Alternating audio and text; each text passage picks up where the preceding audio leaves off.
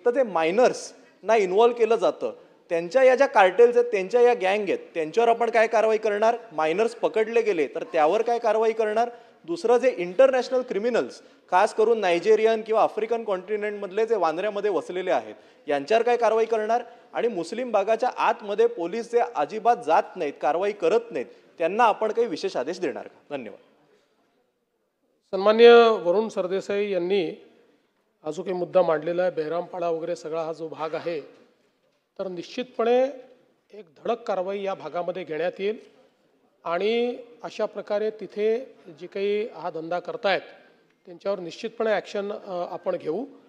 दुसरं, आपण नायजेरियन्सच्या संदर्भात जे सांगितलं किंवा अशा प्रकारचे विदेशी जे आहेत या संदर्भातली एक त्यांची मोडस ऑपरेंडी अशी लक्षात आले की आपण त्यांना पकडतो आणि पकडल्यानंतर त्यांना आपण डिपोर्ट करतो. पण या लोकांना इथेच राहायचं असल्यामुळे एक छोटा अजून क्राईम करतात आणि त्या क्राईम केल्यामुळे त्याचा जोपर्यंत निकाल लागत नाही तोपर्यंत त्यांना डिपोर्ट करता येत नाही. आणि म्हणून आता आपण केंद्र सरकारसोबत या संदर्भात चर्चा करतो आहोत आणि अशा परिस्थितीमध्ये केंद्र सरकारने आपल्याला आता हे सांगितलेलं आहे की जर छोटा क्राईम असेल तर त्याच्यावरची केस परत घेऊन तुम्ही डिपोर्ट करा.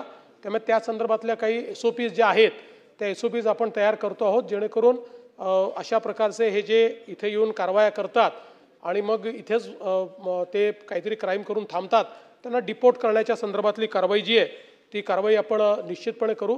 आणि तिसरा मुद्दा जो आपण सांगितला हेही खरं आहे की काही प्रमाणात हे जे अज्ञान अशा प्रकारचे म्हणजे कायदेशीर संज्ञेमध्ये जे अज्ञान आहेत अशा मुलांना पकडून त्यांच्या माध्यमातून कारवाई चालते. म्हणून या संदर्भात आम्ही एक अभ्यास करतो की अशा संदर्भातलं मुलांवर तर कारवाई करू, त्यांचं जे काही आपण बालगृह वगैरे देतो, पण त्याच्यामध्ये दोन गोष्टींचा अभ्यास चाललेला आहे की अशा संदर्भातलं पेडलिंग करण्याच्या संदर्भात आपल्याला अज्ञानाच्या संज्ञेमध्ये काही बदल करून 2 वर्ष अजून कमी करता येतील का? म्हणजे अजून 2 वर्ष लहानांनाही जसं आपण रेपमध्ये केलेलं आहे तसं आपल्याला त्यांना ते गुन्ह्याचं स्वरूप बघून ते करता येईल का, असा एक आपला प्रयत्न चाललेला आहे. आणि दुसरं, हे जे काही अज्ञान एखादा समजा आपल्याला जो सापडतो तर त्याचं ज्याच्याशी कनेक्शन लागेल त्यांनीच ते केलेलं आहे असा त्याच्यावर आपल्याला गुन्हा ठेवता येईल का, अशा 2 याच्यावर आमचा आता अभ्यास चाललाय.